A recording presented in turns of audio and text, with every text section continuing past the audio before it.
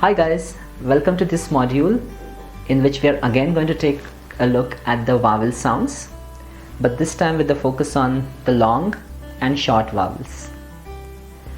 Whether the word is easy to pronounce or whether it's a little complex to pronounce, the one thing that always plagues all of us German learners is this difference between the long and short vowels. What does it really mean? It means that the vowel in a particular word, if it is long, we need to elongate it, and if it is short, we need to say it quickly. And this often is a problem because our instinctive way of pronouncing the vowels generally depends on the usage of the vowels in our mother tongue. So let's start by taking a look at the long vowel sounds. There are a few indicators that tell us when the vowel is going to be pronounced long. The first of it that we are going to take a look at is something called as the Denungsha. What is Denungsha? It's simply the ha, the letter ha, that comes after a vowel. So the vowels are a, I, O, U, and in some words, immediately after these vowels, the letter ha might appear. So it would be aha, it will be eha, iha, oha, and uha. This ha is called as the Denungsha. The word Denung itself means to elongate, to make it long. So that's why Denungsha. When you see a vowel followed by a ha, you have to pronounce the vowel long, as in this word. The word is gehen.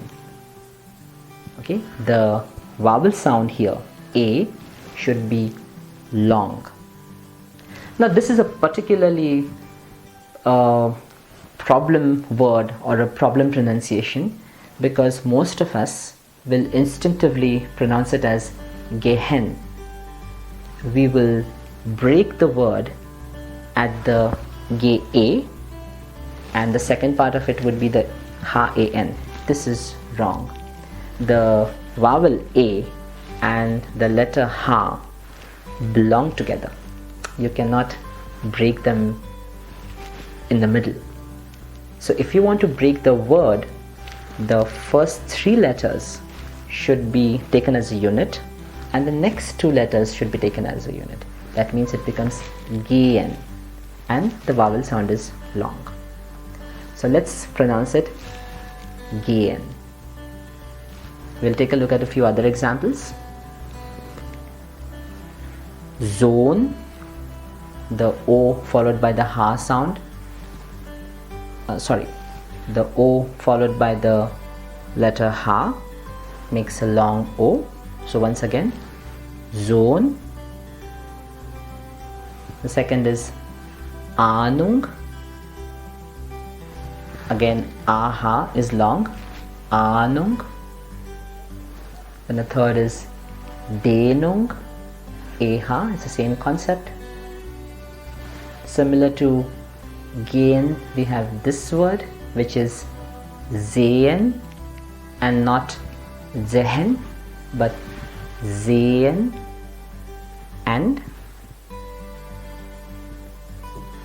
stehen. Once again, stehen. That's it about the Denungsha. So another indicator for long vowels is the letter Sset. Whenever there is an Sset in a word that comes after a vowel, the vowel is pronounced long. It's a long vowel. For example, in this word, there is an O and after it there is the Sset, so the O should be pronounced long and the pronunciation is gross. It's not gross, it's not gross, it is gross. Remember, long O is O. Let's take a look at a few other examples.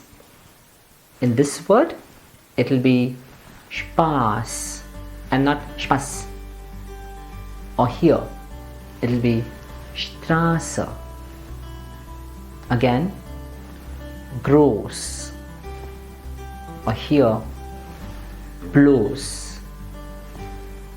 And for this one, it will be Fuß. It will not be Fuss, it will be Fuß. So that's it about words with an Sset.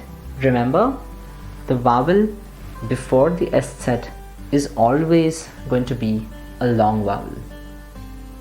So the final indicator for the long vowel sounds are the diphthongs. Remember diphthongs? We must also remember that diphthongs are always long. Diphthongs are two vowels that come together, as in this word, for example. AE comes together, so the pronunciation is going to be tile. We are never going to rush through it and say tile. We are going to say tile. Or here, it is Ziel and never till, but Ziel. Or this one, AU, remember the pronunciation is oi, and it's a nice long oi. So the word would be Eule.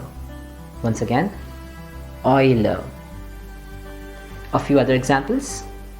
This is going to be blau. Or here, aufräumen. We have two diphthong sounds in this one, so both are long. Aufräumen. And finally, Preis. So remember, diphthongs are always going to be long. When we did the Umlauter, we said that the Umlauter are always functioning like diphthongs. They are two vowel sounds. So generally, you'll have the Umlauter being pronounced long. But there are a few cases where they are also pronounced short. We are going to take a look at them separately later on. For now, remember that the diphthongs are generally pronounced long. So those were the three indicators of long vowel sounds. We took a look at the Denungsha, that is the letter H that follows a vowel. We took a look at the Sset. Whenever Sset comes after a vowel, the vowel is long. And finally, we saw the diphthongs, which are always pronounced long. Now, there are few words where you will neither see the Denungsha, nor the Sset, nor a diphthong. Still, the word is pronounced long. And for those words, there is no real rule as such. You will need to learn it on its own. For example, this word is always wrote, and it's not rot, it's wrote. Or here, it will be blut, and not blut, but blut.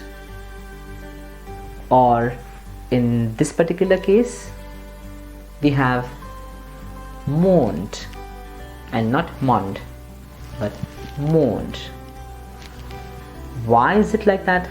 There is not a very clear rule about it, so it's best to learn the individual word together with its pronunciation, not just with its spelling and its article if it's a noun, but also its pronunciation. The dictionaries will try to visually also show it to us. Nowadays in the internet, you will also be able to easily listen to the sounds of the words. So please make a note that you need to know how a word sounds when you're learning that word. And that's it for the long vowels. In the next video, we are going to take a look at the short vowels. See you there.